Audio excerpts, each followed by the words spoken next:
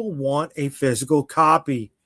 I personally ship streaming and go, I guess maybe skip streaming, excuse me, and go for the blue or the 4K. And I will go for the physical book. It's the indie boom society needs. Way to be, Benjamin. I'm going to give you the movie hack here, Benjamin. You go at fucking 11 in the morning on a Tuesday when they're all in school. Yeah, here we go. Here we go. And welcome in, Mr. Calderon. Jay Dee, what's up, kid? How we doing? How you doing, guys? I'm sorry. I was, I went out. Out. I went, I did the weird thing. I got out in the sunlight, and I walked around and I went to a park with the wife and lost track of time. Very nice. Spending time with the wife. Good. Listen, I didn't think I was going to make it tonight, but we did, right? So, chiming in very quickly on the topic, is superhero fatigue real? What do you think? I was listening to Tom just before I came on, and everything he said was not true. I'm only joking. I don't know what the hell he said, but is super? I don't think so. I mean, I think it all boils down to storytelling and good stories. I mean, if you're telling a good story, I don't think. Listen, growing up, we knew what we grew up on, right? We grew up, we had, Chris Claremont, we had Frank Miller, we had Walter Simonson, we had those guys. But even then, we still had Marvel 2-in-1, right? Which I recently read, and it's just like good, fun comics, right? Like, that's all it is. It's like the old G.I. Joe comics. They're just good, old, fun comics. That's all they are, right? So I don't think, and I mean, even reading something like Invincible, and I read something else he had done, was it Dinosaur Man? Was that Super Dinosaur, Dinosaur, right? Yeah. Oh, okay. Yeah, like I got the compendium of that, and I think I enjoyed that more than I enjoyed Invincible, and it was just a goofy, fun, really, I mean, really nicely illustrated series of books. So I don't think super fatigue. I mean, it just, I personally, it's all story for me. It's always the same thing for me. My song doesn't change much when it comes down to that story. If it's a good story, I think it'll carry over. Right. It's about executing at the end of the day, right? Exactly. So what did I miss? Start from the beginning. Not gonna happen. That's not gonna happen. Well, what we are gonna do is we're gonna show Marvin's book. Marvin launched on Tuesday, and he's already funded, ladies and gentlemen. Nice. Yeah, funded Thursday afternoon. Way to be, Marvin. Way to be. Give us a heads up, brother. All right, so God's Thunder is Volume 3 of The Edge. If you've missed the Volume 1 and Volume 2, they are available in the Kickstarter. So this story is God's Thunder is an organization that hates people with powers. So they go and get someone with powers because they don't know how to fight, to eliminate anyone with powers who gets in his way. So they end up tussling with this 8-foot monster named Kyrat, who carries a hammer that he can throw, but he cannot retrieve. All right. You throw, but he can't retrieve. Okay. Well, he can't pull it back to him like a certain character from other. Yeah. A lovely golden locked individual. Yes. So, and also in this book, issue 11, we introduce our band called Bad Fad. Okay. With their number one hit, I'm just trying to get my life together. I'm actually writing lyrics for the song now. Now, Marvin, how old are the band members? They're in their 30s. Yeah, okay, that's about the age that I guess I hit you. Sure. Because if they were in the 20s, the early 20s, I was like, I don't know, you might want to rethink that. But in their 30s, yeah. Those questions come up. Yeah. We don't. I mean, if they were in their 20s, they'd be a pop band. And they're not. They wouldn't be a pop. They would be lip syncing and dancing. There you go. So it's collecting issues 10, 11, 12, 13, and 14, right, Marvin? Yes, sir. My man. And 14 is a double-sized issue because I couldn't find a really good break because it was originally issue 15 was the end of the story, but I didn't find a good natural break, so I just decided to keep going. Okay. So you'll have volumes 1, volume 2, volume 3. Volume 3 does have an exclusive to Kickstarter cover, which will not be used outside of the Kickstarter. Very cool. And then issue 14 has that cover exclusive to Kickstarter also. That's very cool. The original art's already gone. That I did, and I am going to add some more original art because people were asking. So I'll get some more in there. And this bad boy is part of a special collected trading card set. Isn't that right, Marvin? Yep. So 9 card set. Once all cards are assembled, like Voltron, there is an image on the back side. Here we go. That is already that is unlocked and is added to all physical tiers. So we've already got cards 1, 2, 3, 4. 5 hasn't been released yet. 6 has been released. 7 has been released. 8 and 9 have not been released yet. Correct? Am I right with that, guys? Sounds right. Mm-hmm. Right? So there's 3 more cards waiting to be released, guys. But there's 6 that are available, and the late pledgers are still going for that. So jump on it. Jump on it. And that's your Wham stand? So we're doing character standees now. So by Wham. That's what it looks like. Very cool. Oh, cool. That's cool. And the hot sauces you were selling in North Carolina are available? Yes, hot sauce is available through the Kickstarter. Is a habanero blend. It's got a kick, but then you get flavor after the kick. So it's not all heat like other hot sauces that I hate. I hate anything that's really just hot for no reason. Yeah, I agree with you. So you got Beyond Insanity. I like that. So it's available for. It's good for wings. Burgers, pizza, bratwurst, stews, dumplings, marinades, soups, and Bloody Marys. That's what I'm talking about. Bloody Marys right there, baby. And then there is a poster. So you get the hot sauce, you get the poster of the image that's on the bottle. Oh, very cool, man. Oh, that's nice. Very cool. And you got cafe also? Yes, sir.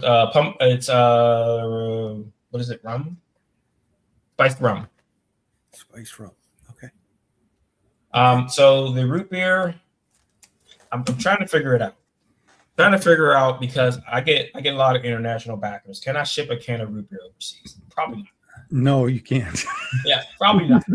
So not even because you couldn't do it like legally. It would like explode, you know, in the And that's my thing. I'll to go by boat, and then it has to be local pickup. Maybe I don't know. I don't like people ship soda on trucks, but I'm scared to ship it.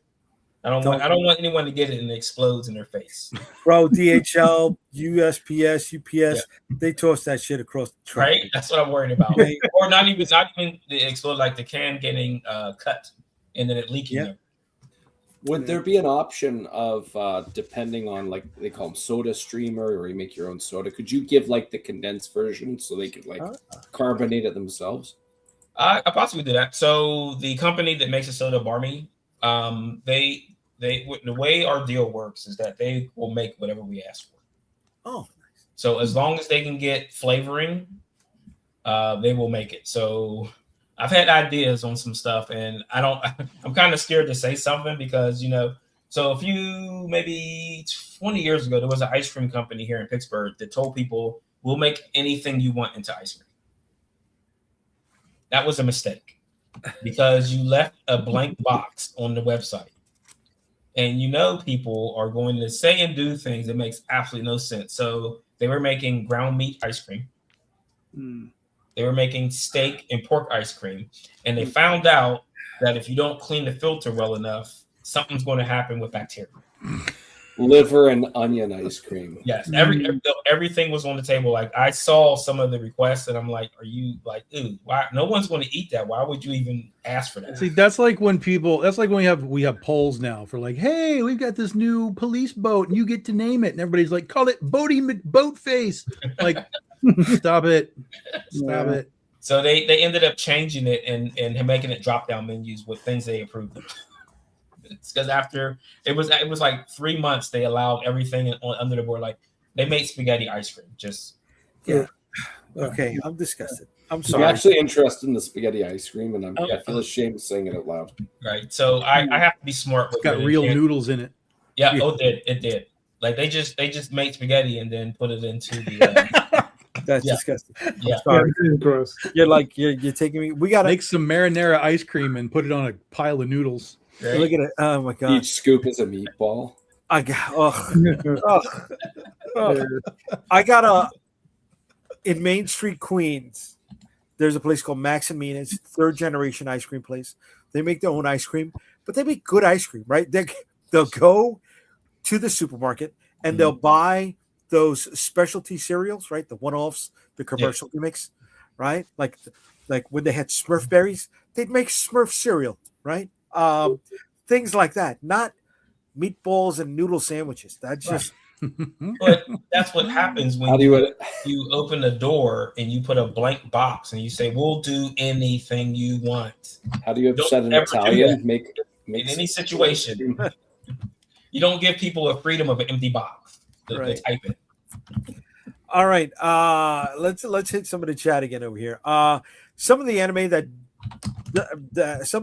does that, and the community rips that shit apart. reusing scenes. Yeah, reusing the scenes. Yeah. Yes, it's in the movie. And Burks wants to know if Calderon leaves the house. On occasion. On occasion. William, not a kick, but an edge. There you go. Mm. And for those who are ready and want to get down with Marvin's book, the link to that comic book is in the chat. So jump on it. We got 22 people right now watching us live. Please let us know you're in the room. Just say what's up. That's what we want to know is you're here with us. All right. Dudo, Porterhouse Sunday. Yes, that's bad. That's not good. Yeah. Yeah. Triple A T-bone. Yeah. Nasty People Ice Cream. That's true. Unk Podcast. Okay. And I have 3 scoops of smash with some gravy on my porterhouse Sunday. Like I said, that if you leave an empty box and you tell people you'll do anything, they are going to test that. Yeah, that's not good. Because But, everyone is 5 years old. Marvin, you're not the only one with a comic book that's live right now, brother. Seriously? Dude. For real? Yes. Folks, I got a book right now that's live as well. And that is the Storm Chasers volume number 2. We launched it this morning and we're so close to funding. We're just $58 away from hitting our funding goal. This collects issues number 5, 6, 7, and 8 of the Storm Chasers. This will be a 100-page trade. If you want to check out the Kickstarter, you can find out, why we're making a superhero book, where the money is going, if there's going to be add-ons or not, and I will tell you that there are.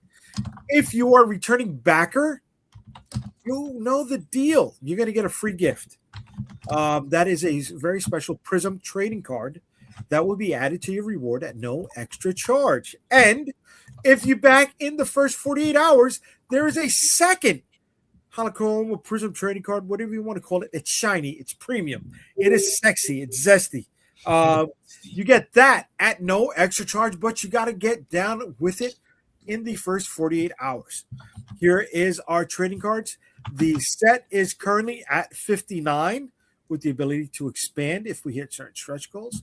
And there are 10 premium trading cards as well.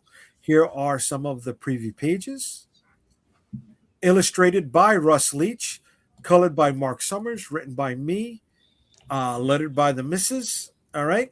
Our first stretch goal is a trading card. A second stretch goal is a special 2-page entry to the character guide, but it is digital only. It will not be in print.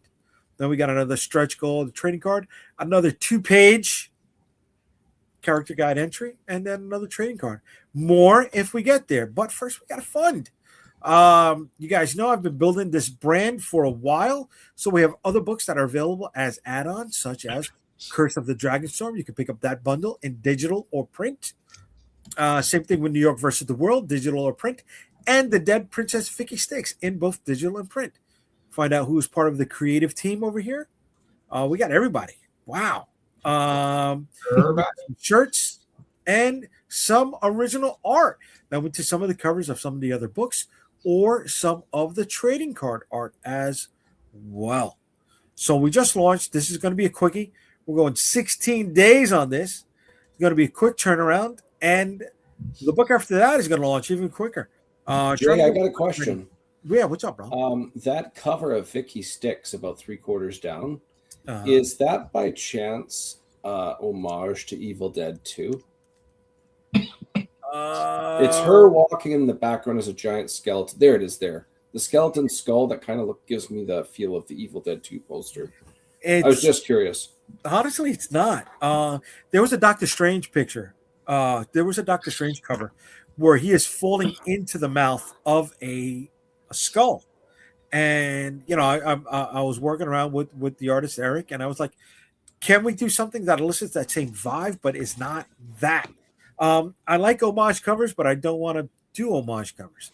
So I was going more for that, not for the Evil Dead. But thanks for picking that one up, brother. Thanks for picking that up. It's funny that you are commenting right now because I got to let everybody know. We've been holding this under wraps for a minute. But Ray is going to be doing some work for Unstoppable Comics. Ray is going to be expanding on some of the backstories of some of the characters that appear in Vicky Sticks. Right, Ray? I'm excited. It's going to be a lot of fun. It's cute. It's cute, but I hired him first. Well, you're welcome for that coattail. So there's some interesting points here. There's some similarities, but there's some contrast too. First and foremost, Tom reached out to me, and he liked how I liked talking about Power Rangers, and he wanted me to expand on the Paranauts, which there's some similarities there, of course. In Jay's scenario, I reached out to him first, and I said, looking at your character Wendy, I live 20 minutes away from where that story took place. I lived there for a handful of years, and with you living in your area and me having experience out in that area, I think there's a cool story for Wendy being in between those two areas. I think we could really churn out something cool. So he liked my terms, and here we are off to the races. Terms? I didn't. You gave him terms. Those were all the terms I gave. Those were amazing. Those were all. I was just like, do it. Like, just get it done. What are you waiting for? Hurry up. Ray, if you need someone to negotiate your contract, just reach out. That was my negotiation. I said, pick me. And he said, yeah, that was the whole thing. Ray brings authenticity to the project, and I love the fact that he's expanding on the backstory. So what's going to be happening with Ray is his 8-page stories will be stretch goals, right? They will be digital at first. And once we complete the story, then we'll put it into a printed Each page product. is a stretch goal, so if you only unlock 6, you only get 6 of the story. That's pretty much it. That's pretty much it. Yes, there's a gimmick, baby. We got to make money with this somehow. You know what I'm saying? You want to know how it ends? I need $2 more grand. Let's go.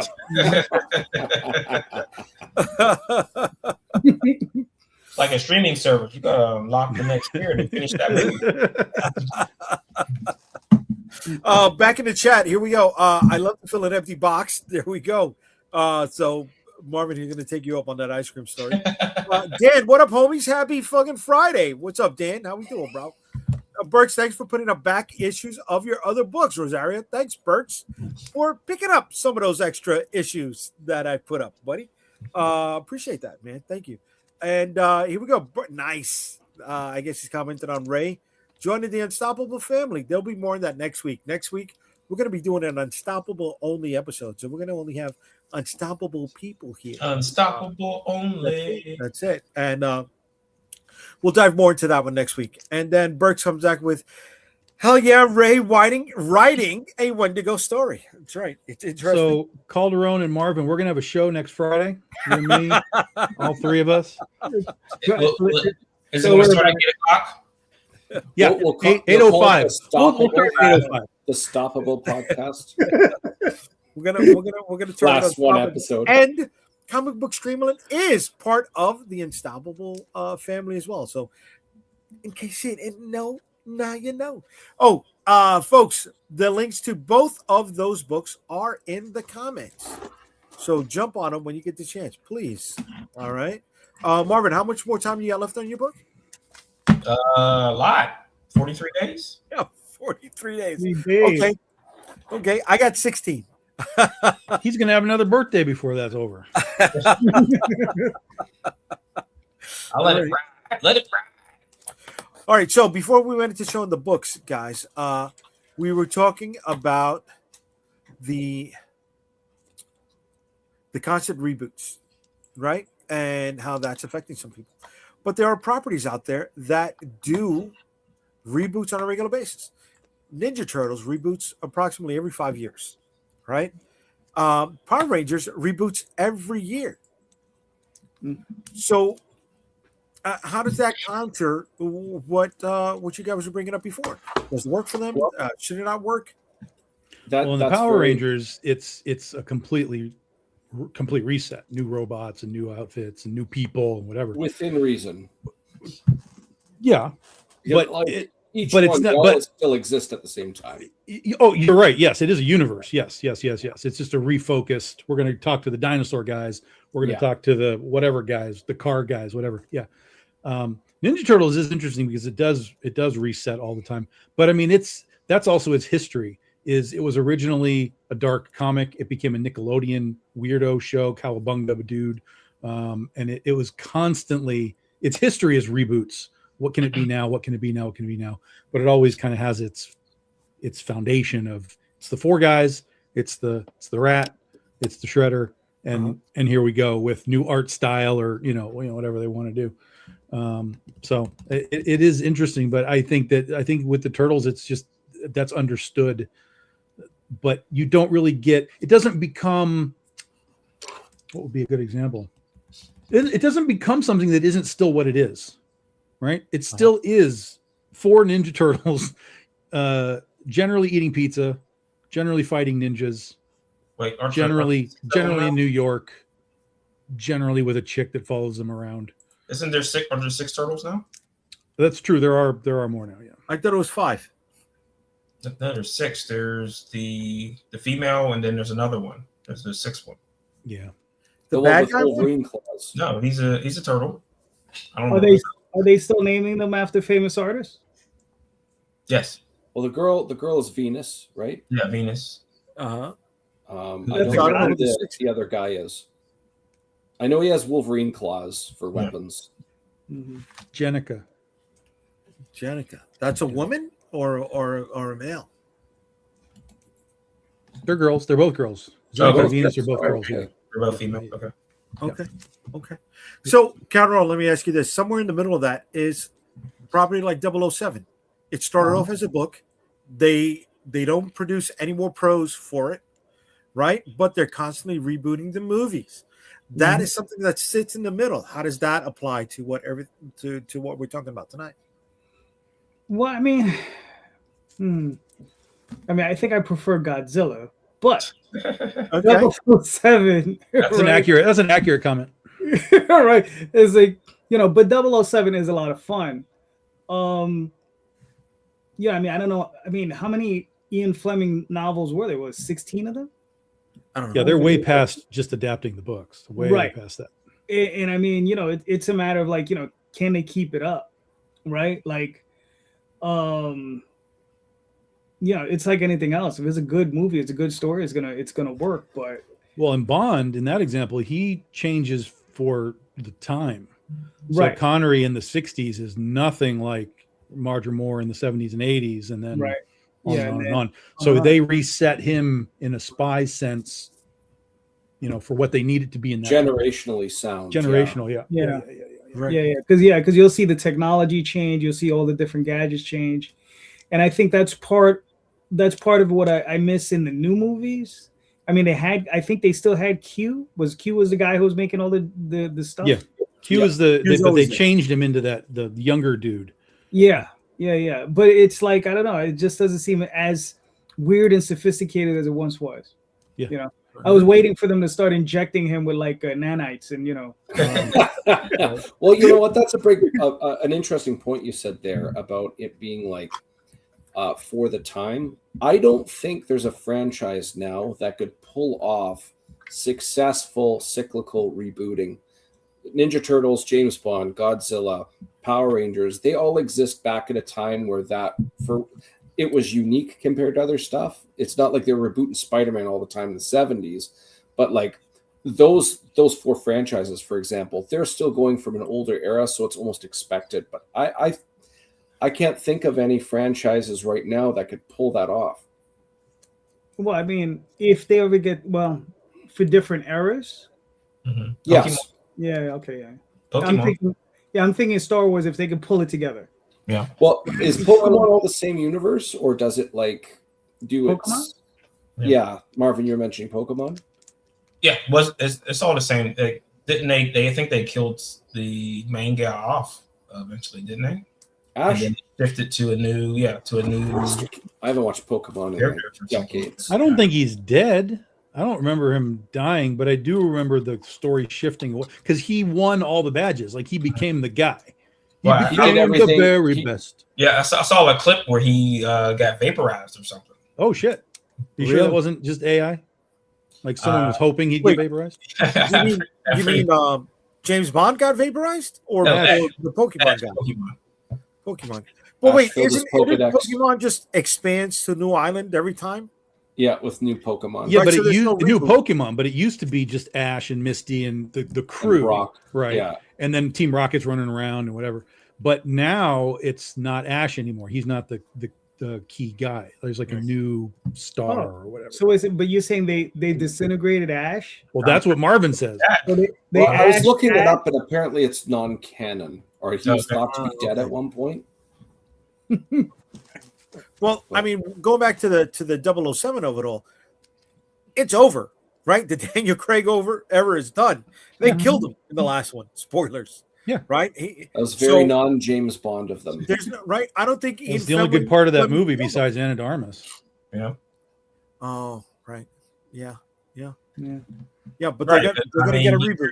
You're going to reboot the character. You want to make them younger, so that's a whole different timeline. Now you're kind of like resetting that, doing a new timeline because, in the way they've done those movies, James Bond was just the same person because you remember in the Pierce Brosnan movies they showed the jetpack from the Connery movies. So they were saying it was the same person, just with a different face. Well, that's sort of true and sort of not. There is overlap with that stuff for nostalgia's sake, but in the Daniel Craig movies, in the first one, he was a new agent. Yeah. Yeah. So Well, that I mean, was, like, that was Daniel like the Craig- beginnings of his. Even though he had the Aston Martin, they just Right. give it that to everybody now. Right. But you had Judi Dench as M from the previous movies. That's correct. Yeah. Okay. Okay. I think for new younger energy, I vote Patrick Stewart as the new Bond. With that. Wow. But let's look at something that's a bit askew from this. Mad Max, right? Mhm. It is, but it's not the same character. So is there a He reboot? says it is. Yeah. He George says Martin, it is. he says it is. Yeah. I but- saw a really good fan theory about that, where it's actually the Pharaoh kid with the boomerang. Yeah, Right. but George has come on record and said no, it is Max. same person. Yeah. That's kind of lame. I like the idea of the kid just trying to be like his hero. Right. I like agree. if- I agree. That's a great. If that had been the case, I would have been like, if someone just takes the name and goes and carries on. Yeah, just trying to be like the thing that inspired him. But just like with 007, right? The constants were M, Q, the gadgets, Bond, right? A really cool car. Max, a really cool car, whether it's got its own engine or being led by Turning into a camels. submarine. Yeah.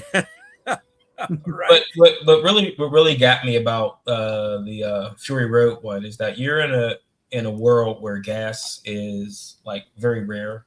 You have to actually go to a gas town, and you've got a guy with a goddamn gas powered guitar shooting flames in the air and doing nothing else. He's like, he has no other job. Play the That was guitar. for religious reasons. It was to make him shiny and chrome. Yeah. I mean, He doesn't fight anybody or do anything. He's just playing the guitar. and But- shooting but- back in the air. but the thing is though, is like that's to show the what was the guy's name? Morty and Joe. Morton Joe. Immortan Joe. Immortal, yeah, Immortal Joe. Immortan Joe. Is to show you how wealthy he Yeah. was, how Yeah. powerful Yeah, he was, that he could afford to have I this will guy give you a just do that. Cadillac. Yeah, that's So a that's just a that's a Valhalla. real Bond villain right there. It's like, oh, there's not that much gas. Look how much I have. Right. I mean, when he Watch turns how off we the waste water, and he Yeah. turns off the water, he He's says, got money like that. it says, "Don't be addicted to water." I was like, you know, So the constant reboots with these movies show there's no fatigue there, right? Because they're constantly tapping the well. Yet when it comes to comic books and comic book movies, they say it's oversaturated. Where's the disconnect between those two? Well, there's a difference between oversaturated and fatigue, though, because oversaturated would mean there's too much of it, right? Like with Godzilla and James Bond and stuff, you get these reboots, but you only get like one movie every 3 or 4 years. Yes. And it's a slow, oh, there's another one. Oh, we're over. We'll get a new design 10 years later. We'll do something else. With these other things, it's like Marvel's pumping out 3 a year, DC's 3 a year, whatever else is happening. So that's the saturation point where it's like there's just too much of this, and I'm going to watch it at home. Okay. Well, it's interesting when Power Rangers first came out. By the time they got to season 3, Power Rangers taking footage from the old Japanese Super Sentai show. By season 3, they went through 3 seasons of their Megazords, their giant machines, and everybody was starting to see the reused stock footage. They were starting to see that like nothing added up. We have brand new robots, and the city looks different as well. And kids started to like, me personally, I'm just like, this does not fit right. And I didn't understand what was going on behind the scenes. But by season 4, they bit the bullet and changed the costumes, powers, and everything. And that way they could make all of their Western filming more like the stock footage that they're using. Was that after they did the movie? Was that so the movie came out between season 2 and season 3, and it's not even canon. So I think that very much shot itself in the foot on top of everything else. But by season Power Rangers, the first movie from '95, but like season 4 of Power Rangers, when they redid everything, they called it Power Rangers Zeo. It was a breath of fresh air, and it still was a continuation. And there's a whole bunch of cool stuff. But from that point moving forward, they decided to follow Super Sentai steps. Every year, we're going to switch it up. So at the beginning, kids were kind of disappointed, but it's stood the test of time. And from what they had in season 3 with that fatigue, very similar to what we're talking about now they've stood the test of time, and it's got this very dedicated fan base, and they really look forward. Let's see what this fall is going to look like. What's the theme of the powers? What's this? What's that? What's everything else? It's kind of like a more condensed scale of what Ninja Turtles does, but it's annually. So they're already prepping for 2 seasons down the road once they release this season. Yes, but here's the kicker. Super Sentai has finally decided to discontinue the franchise 49 years into it. So Power Rangers that used to thrive off of all of their stock footage, now they have to make some very serious decisions in regards to what they're going to be doing with all of their action and even the themes. It's all up to them now. Can they match the quality that was being produced in Japan? And we'll see where that new chapter goes. I agree with Tom. I have a lot of concern. We'll put it that way. I mean, look what they did with the reboot movie. I mean, that was like, what are we doing? That was atrocious. That was a what reboot movie? The Power Rangers movie. Well, yeah, when they did that in '95, it was supposed to launch. The one that was more recent. Oh yeah, that was garbage. Yeah, that was. You know how like nobody was happy when they first saw Michael Bay's Transformers, all the excessive detail and didn't have the plating. That was pretty much all the Megazords in the new Power Rangers reboot. Well, but there weren't even Megazords until like the last 20 minutes. Like it was and they kind of just like fall on each other, and now they're a giant robot. Yeah, it was like the Breakfast Club Rangers, that movie. Like, what are we doing? I liked the opening, and then I turned it off. Yeah, I mean, there's some interesting thought process, like making Rita the Green Ranger. Yeah, that's why she had the coin. I thought that was neat, but overall, there's a certain je ne sais quoi about how the stories are approached and the quality of the action and stuff in the Super Sentai universe, where they just can't seem to get that right on the Power Ranger side. Okay.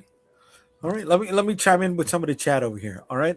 Burks, you can't stop these comics podcasts. Way to be. Thank you, Burks. Unstoppable.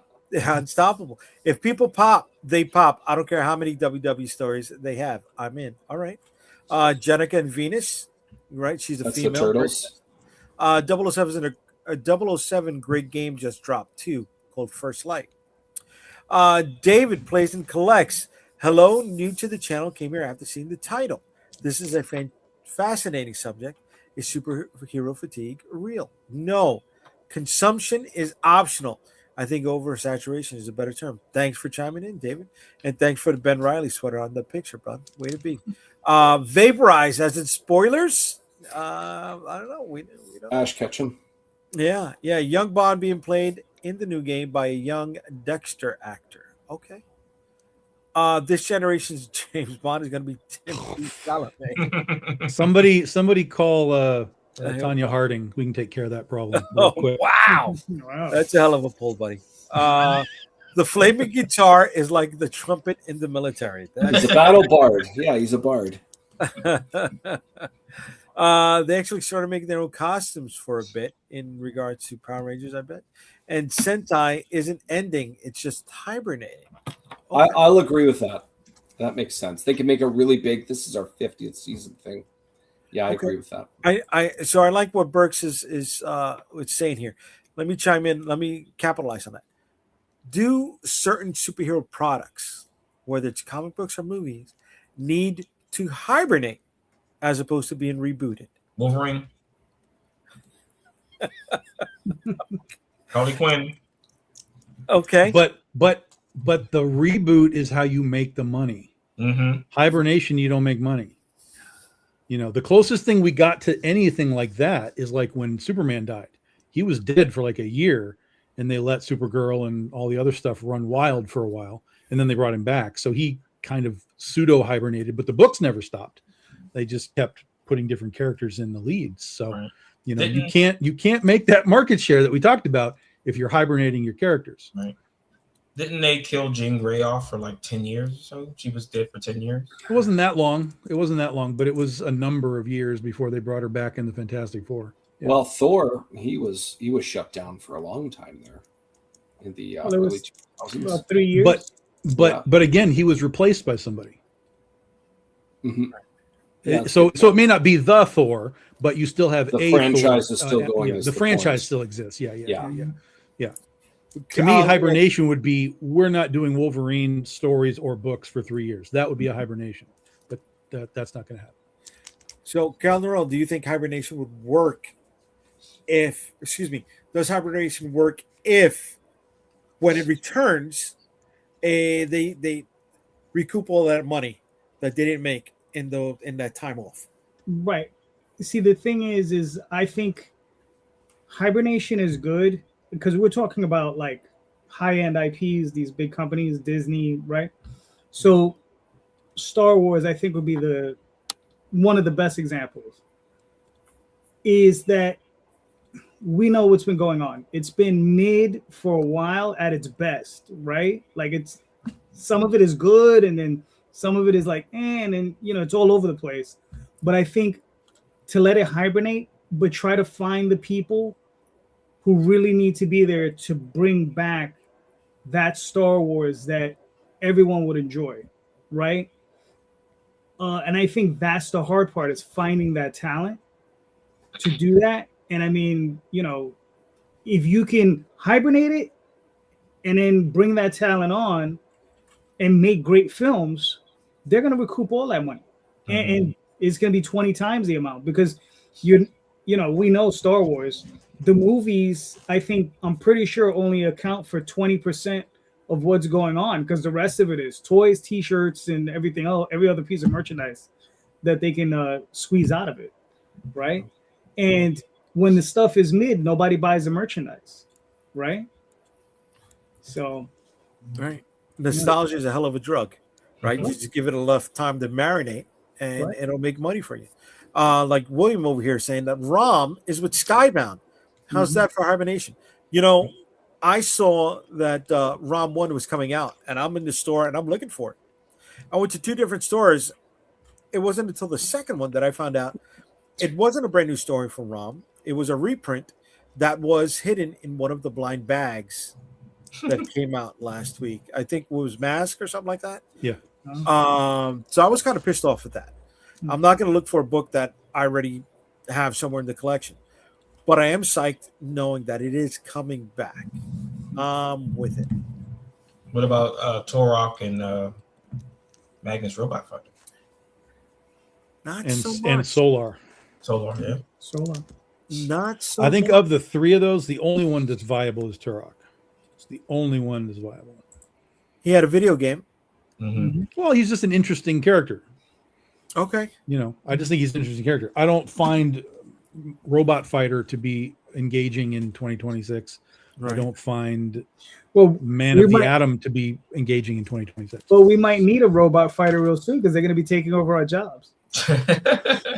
If it's Magnus Robot Fighter versus AI, robots from like I Am Legend, not I Am Legend. What's the robot one? iRobot. I robot. Then yeah, Same then Will Smith, Same comedian slapper. Right. That's interesting. That's interesting how he's he's needed now more than ever. But that's it, right? It's hibernation. Hibernation works. Not the I constant. think it can work, but especially nowadays, if you hibernate for too long, you get people. Then when you do announce it, oh, there's a new whatever, people are like, oh, it's going to suck, or they better do it right, or because nowadays these fools have had 5 years to put in their brain of what they want to happen, what they think should happen, and then they're like, oh, I don't like that director, I don't like that actor, I don't like that. So I don't think you can win anymore. And I think that's why a lot of what we see is just simply put it out, make what you make, move on to the next thing. And occasionally you hit a vein like Absolute that works really well. And they milk the hell out of that for as long as they can milk the hell out of that. And then they'll have to find something else eventually. So something like, okay, Ray. Oh, I was just going to say, I think I have a possible solution, but again, this is conceptual. Practically, I don't know if you could ever pull this off, but anytime in industry, if you're running any type of equipment, say you make something for a factory, there's wear and tear, no different than putting oil in your vehicle or rotating your tires. You need a time where you have scheduled maintenance. So if you have something running all year long and twice a month you have to shut down the machine for a week and make sure everything's still running well, I think a lot of these franchises would benefit huge for not necessarily a hibernation, but a scheduled time. Okay, it's going to go from this time to this time. It will be back again. And then even if that's 2 months hiatus or whatever the case is, I think that would be very beneficial. Okay. So, Marvin, let me ask you this, bud.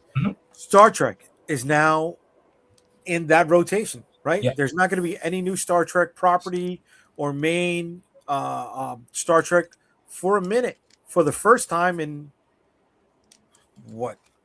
Since the 90s? Yeah. Whoa, knows. Since Generation, right? Generation. Since Deep the end Space Nine. of Voyager.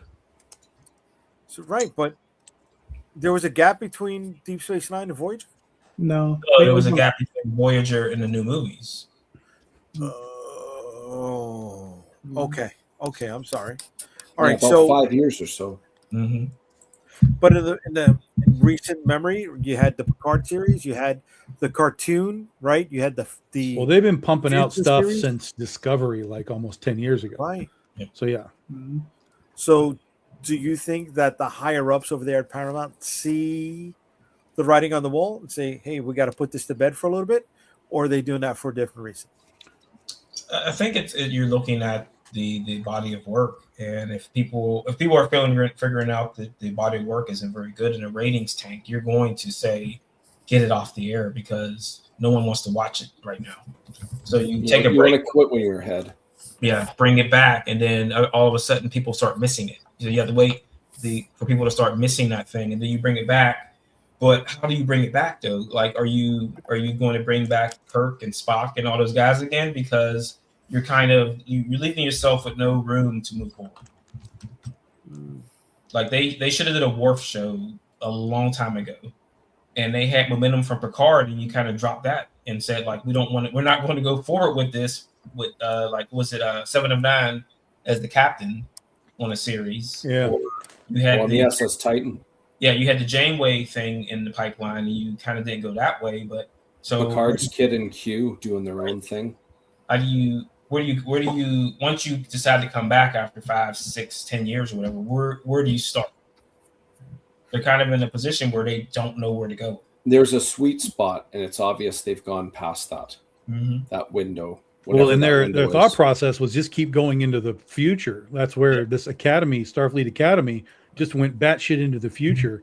But it was such a fucking terrible show that. Well, I mean, I think you missed the boat with Starfleet Academy back in Next Generation, because that was supposed to be a spinoff of Next Generation was Starfleet Academy. Yeah, and you could drive that with Wesley. You could have had a character that moved over there, and you could have had it done. Yeah. What wasn't there a show with Michelle? Was it Michelle Yeoh? Yeah. Was Section 32 or something? I never saw it. It got ripped apart. Star Trek 31. Yeah. Yeah. But I never saw it. That's the one where Michelle Yeoh was Spock's sister or something like that? Right, but if you remember, it was Section 31. So if you remember Section 31 from Deep Space Nine, they were the background, the guys in the background who were doing all the dirty work. They were Men in Black. Yeah, they were Black Ops. Right? Yeah, where Starfleet was supposed to know what they were doing. Mm-hmm. Okay, wow, I don't remember that from Deep Space Nine. Starfleet CIA. Wow. Yeah. Okay. So Section 31 goes all the way back to the original series. Yeah. Oh. Okay. So I mean, and again, you had something there you could have built from, where like a Black Ops Star Trek show. Okay. Yeah. But I don't know what their plan was, but it kind of exploded in their face. Well, Section 31 happened when Discovery was happening. Discovery was failing. Yeah. And so they were like, well, that's done. And then they were focusing on the only thing that's really, truly kind of worked was Strange New Worlds, the Pike show. People were genuinely, and even I came to that show just late, and I watched the first, 3 seasons or whatever. And I was like, oh, this is actually pretty good. Yeah. 4th season, I guess, is coming soon. But even in that, the 5th season is not going to be a full season. It's going to be like 6 episodes and be done. Get it over with. Yeah. I hope it gets a good finale. Yeah. Burks wants to know what about Enterprise? When did So that what show? he's saying is that was after Voyager, but after Enterprise, there were that window and then the movies. I thought Voyager. Enterprise. Which one was Enterprise? Who was the captain? Was Enterprise was Scott Bakula. Yeah. The Quantum Leap guy. That one ran 3 seasons, and then a 9/11 happened, and everything kind of went. Yeah, because it's funny. I couldn't watch like the first season. I tried watching, I couldn't do it. But everybody said the last season was really good, and I watched that, and the last season was really good. Yeah, the last season with the Time War and all of that, it's insane. The first season is unwatchable. Okay. Unwatchable. Yeah. Second season's better. It's okay. But then when you do the final, it's a terrible finale. Like the final episode is batshit. Right. But yeah. Now Good. Like they were going back in time. Is that the one where they did the thing with like they had the little trilobite thing? They were going forward and back all the time. Like they went forward and they saw like the Enterprise J, and it was some crazy weird ship and stuff. Yeah. So they were moving back and forth through time all the time. Okay. All right. And William says they turned the series into a movie, not going to end well. Much like The Mandalorian. Yeah. Well, Star Trek wasn't serious; it became a movie. Star Trek was a series that became a movie. That's right. But the show was done by that point, like quite a few The years. show was canceled. It was canceled. Right. Yeah. The movie came along like 20 years later almost? Yeah. And that was 15 years later? Because Star Wars was what sci-fi back, and then Star Wars helped to give it a boost, but it was Star Trek succeeded in syndication because it was just running as reruns, all through the 70s, and then sci-fi started happening, and they were like, "Oh, well, we got a thing sitting on the shelf. Let's do that." So what about the Stargate show that Amazon pulled the plug? Oh, I don't care. I don't care. I like the movie, and I would have. And that was originally going to be a trilogy, was awesome. so I'm kind of bummed that they never got that chance to just do that. But I never liked the show, so I shed no tears. The show went on. The show It went did. on. It did. Yeah. We went on for a long time. Yeah. Yeah, But Yeah. how many spin-off? They had like 2 spin-offs. Yeah. they did. I felt like that and Babylon 5 carried UPN's whole science fiction division, Yeah. right? Yeah. Babylon 5. Oof. Oof. It is what it is. It is what it is. It is what it is. What it is not good. But, so on a day It's not where good. on a day where two superhero series are focused on Kickstarters, both Marvin's and mine. And next year, Oh, You go. Ritar. Ritar. Yeah. Way to go. That's right. You got a full critter lineup coming. full slate next year. Yeah, full slate, including this guy, Look at that. Paranauts. including that guy. Look Yeah. at that. Way to be. Way to be. Mm. Burke says UPN. Ha Mhm. ha. We're going to get out of here, but in a second, before we get out of here, I want to say that the Storm Chaser Volume 2 is officially funded. So we can do a half hour more. Top 5 Star Trek moments. You want to do top 5 Star Trek moments? We can do top 5 Star Trek moments.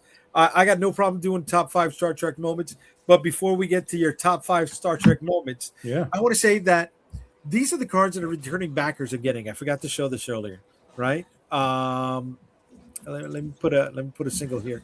All right. So this is the returning backer Prism card. That's All right. pretty. It's going to be shipped in this acrylic top loader. All right. And it shows the team going in for action, baby. I love it. It's illustrated by Russ Leach. And then here is the early bird special card for the first 48 hours. And it shows the current lineup in the second volume taking center stage. And it is illustrated by the artist known as Granda, who's done work for us before. And this is only available in the first 48 hours. All you got to do is back the campaign, and you get this one for free before Sunday. And if you're a returning backer, that's how you get the other one. But they are available for those who want them. You just got to buy them. You got to spend your money on them. All right. Money. Spend that. But here we go. William, we're not going to be spinning the wheel because Tom called it out. Top 5 Star Trek moments. I got to say, I'm weak on Star Trek, but I'm ready to rock and roll with this. Who wants to go first? I'm sure I can come up with a 5th, but I got 4. So I'm gonna give you 4, and then I'm gonna see if a 5th will pop in there. Okay. So this is a light one, but this is very Star Trek for me, and I loved it. It's in the first movie when they get to V'ger and find out that it's actually Voyager. Like, I loved that moment as a That's kid. cool. I was like, "Oh, that's fucking cool, man!" I nerded out on that. What is it's Star Trek 3. I never would have imagined they would blow up the Enterprise. That was wild. So I love that. In Next Generation, again, I would have not expected Picard to get turned into Locutus. So that cliffhanger of, where he's doing we are Borg. It's resistance is futile. That was great. I love that. And then for sure, I think one of the best scenes in Star Trek is just Spock's death, where he saves the Enterprise, and you get that whole scene, and then Khan, and that's earlier, but you get that whole thing where it's the many and the few and all that. That was such a great scene. I don't remember as a kid ever having seen a scene quite like that before. where like your leads are dying. So it was sort of like when the Transformers movie happened and they were like often Transformers. I was like, yo, we're not supposed to be dying. What the hell's going on? So yeah, that was an intense moment back in the day. Okay. Who wants to go next? I got you. Let's go. So it's just not just the best moments, but like the best things from Star Trek. The Dominion War from Deep Space Nine. The Section 31 dosing up all the founders with that disease that was killing them all. Okay. The part in I can't remember which one. Oh, I had it in my head. I can't remember what it was. The scenes when they reused the scene of the bird of prey being destroyed in one of the movies, they used in Star Trek 3. They reused the same scene in another movie later. In Star Trek 6, yeah. Yeah. Oh, wow. Okay. And then why does God need a starship? Yeah, no, why does God need a starship? It's good. It's good. It's the only moment of that movie that is like of any use. Yeah. Okay. It's good. All right. Ray, Calderon, either one of you ready? I've got one. Let's go. You need 5, baby. Not 1. You need 5. I've got 5. I have All one right. list of 5 to clarify. These ones are in no particular order, and some of them were taken, so I'm just cycling through the first things on my mind. Voyager's Return Home. Loved that episode. At the end, that was like big payoff. I enjoyed it. First appearance of the Borg, where Q is like, check these space zombies out. That was terrifying for concept. In Star Trek Picard, I liked everything that was done with Worf. Worf was, I loved how his character was evolved, where he seemed to have integrated both who he is and how he was brought up and what his lineage was. He seemed to have that. He seemed to figure himself out. I really appreciated that. The episode in Star Trek The Next Generation called Identity Crisis. That's where Geordi turns into that veiny alien thing. When I was a kid, that just left a big impact on me.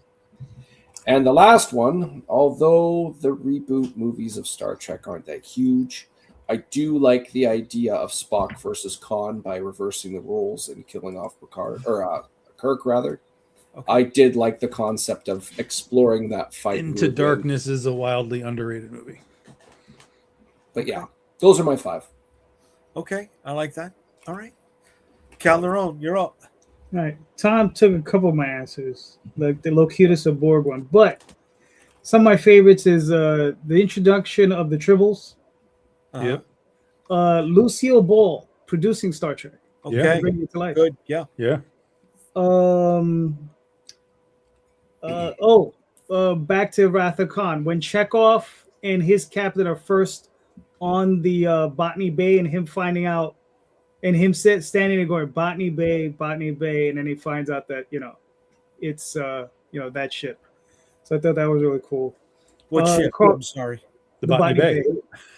No, ship. I'm not. I'm not familiar. That's from Wrath of Khan. Like that's like he knew like that was their ship, but like he had to like recall it. And he was like, like, what, like, where you find a name and you're like, where's that from? Where's that from? Gotcha. And then Khan pops out and like terrified, Yeah. The sheer terror struck him. He was just like, oh, we're screwed. Okay. Carl Urban as Leonard McCoy. Really? Yeah. I really like Carl Urban as an actor in general. But yeah, I liked him as. Yeah, he was great in those movies. Yeah. Okay. I think that's all I got. And Kirk screaming. Khan. Yeah. That was one of my favorites. Okay. Yeah, I knew I'd have a data one. I have to figure this out. This is my 5th one. So there's some really great data moments. But I love the one where they were playing that weird game with the alien guy and Data kept losing all the time. And then Picard tells him it's possible to make all the right moves and still not win. Like that's a powerful statement. But Data thought he was broken because he couldn't win the game. So yeah. Okay. Okay. I'm with that. All right. Here's my 5. I'm gonna go with the whales in Star Trek 4. That was the first Star Trek movie I saw in the theater, and that was just like Okay, you know what I mean. But what happened with the lady? I mean, were there any like missing persons posters? You know, from a she stayed We don't talk about that stuff in Star Trek. what Yeah. I'm saying. We don't talk about paradoxes. No. when she was in the future. I'm gonna go with the Star Trek cartoon, Filmation cartoon, because that's the first time I saw an alien. It was a bird alien that was not just a humanoid figure, right? So the cartoon was able to Expand. Go where no one has gone before. Yes. Yes. You guys said that you weren't happy with the whole the reboot ones, right? The Chris Pine ones, but I really liked Chris Hemsworth's sacrifice. That Kirk's dad. Yeah. that That to me, I will tell you, that is one of the best opening 10 minutes of any film ever. Mhm. that was Yeah, I agree. that was awesome. That was awesome. How he just accepted it, that was Mhm. his responsibility, and he accepted that's how it was going to go. And he wasn't Yeah, I the captain, get you. right? He was just one of the people on the bridge. Well, he was Yes. acting captain because captain got killed. He was Yes. first officer, so yeah. Okay. Yeah, he just this is my role. I accept. Please, just don't name the kid Jim. Don't name him Tiberius. Yeah. Yeah, Tiberius. That's right. There you go. Much like Calderon's behind the scenes thing with Desilu, I am psyched with the backstory of how the transporter was created to save money. Right? That's how they were getting to the planet. Oh, I thought you meant literally in universe. They were like making. I was like, no, you're right. Yeah. Yeah, Yeah. that was it. They couldn't show the ship. They spent too much money making a ship that was too small for them, right? So they just said, "Fuck it," they beamed to the Earth. So I like that. That's good. And my favorite Star Trek moment of all time goes to Deep Space Nine, Season 2, Episode 1. Avery Brooks shaves his head and brings back the goatee because the full head of hair was not working for Mr. Brooks on Season 1. When you go from A Man Called Hawk from Spencer for Hire to that and a full head of hair, it's like, how do you go from badass motherfucker to this? It was just like, and then when he shaved his head, it was like, it's on. The badass motherfucker is back, and he's the one running the goddamn station. Let's go. Side note: anytime Picard and Whoopi shared a heart to heart having a drink, that was cool. So yeah, good call for top. So with Whoopi and him, like they were always implied that were they lovers at one point? Like it No, always they're seemed like just- implication. You know what I Dinah mean? was an old soul, and she was a lot older than Picard. So, for Picard's age, he could confide in her in wisdom, if that made sense. Yeah, I get that, but I mean, it was also implied that they may have been lovers at one point. When they, when Picard was younger, obviously she was, always same. the age as she was, right? Except in Star Trek Picard, where now she can choose to age if she wants to. Right. Yeah. No, I was just curious. I didn't know if anybody knew. I thought don't she was have like recollection Jadzia Dax. That that's was cool. the immortal, but like a parasite at the same time. Yeah. Yeah. But But Dax is the immortal thing. Jadzia is just the body, and Jadzia, she's the just host. a normal person. She'd die, and that's why the little bug had to keep moving from body to body. she dies. Yeah. Ah, In the final know season, that? there's a whole new Dax in the final season. You didn't know that? no. Yeah, Is that why she went to go do fucking Tom, Hellraiser? She wasn't getting paid enough, so she was like, "See ya." Oh, And, really? Well, but she that's wanted- but that's she the wanted to do trill. part-time. Yeah, She wanted but to the do part-time. the trill is the little bug inside her. Thing That's inside the her, yeah. immortal thing. That's So Dax. if Jadzia dies and Dax is in her, it will die too. Yeah. That's why they have the transfer ceremony where they're like, okay, we're going to get the bug out and put it into another body. Does the person that becomes the host get to pick? There's some sort of a. Oh, you mean does the bug get to pick who the host is? No, does Or- the host say, yeah, sure, I'll Does the take host it. Oh a yes, volunteer? it's like an honor thing. It's like yes, Yeah. I'm honored to take on this role. Yes, yes, Yeah, yes, remember yes, this yes. generation, remember they put the bug in record because they had a troll on board and he got injured. Does he die when they took him out? No. No, he's alive, but he has to go back into a trill because they have the right chemistry or whatever. So It was making him sick. yeah. Okay. Okay. All right. Before we get out of here, let's check out the chat. Pat Oswald and Doug the Vulcan, who's obsessed with Earth culture on Strange New Worlds. Laugh so damn That hard. was I don't like him, but that was pretty good. Okay. That was pretty good. When Murdoch from the A-Team appears as Lieutenant Barkley. Barkley Yes. isn't that one thing I want to say real quick about Barkley. One of the coolest things I liked watching him be all socially awkward and stuff was Picard saying, "Why can't we find ways to integrate these people?" I think that's why shows like Discovery failed, because now it's like that person's a loser, I want them out kind of attitude. Where there it was like, Picard, let's work with what we have. I'll shut my mouth now. Oh, I get it. It's like, wait, is it like Carl Meany going from Star Trek to Deep Space Nine? I need to be reminded who that is. That's the engineer, the mechanic. O'Brien. Yeah. O'Brien. O'Brien. Oh yeah, Lieutenant O'Brien. Yeah, well, Chief O'Brien O'Brien was like, yeah. he wasn't enlisted. He wasn't enlisted, man. Yeah. Yeah. I mean, but Barkley was like, everybody just wanted to get rid of him, made fun of him, and Picard was like, we're not going to be doing that anymore. You know, I just like that a lot. Okay, the cast wise. Gotcha. Okay. Yeah. Okay. I thought you meant like a background character becoming so popular. They said, okay, let's give him more screen time on the other show. No, Barkley was like social anxiety and all that kind of stuff. Okay. Yeah. Okay. And William says Dax makes an appearance in Starfleet Academy in a way. Okay. All right. Guys, we went over the hour and a half mark. I want to thank everybody for joining us tonight. Before we get out of here, let's find out where people can find you. Starting with Ray. You can find me on Instagram as Raymond the DM, and you can also find me on Facebook as DM Ray, Dungeon Master Extraordinaire. All right. Calderon, where can they find you? Sunday night on the YouTubes.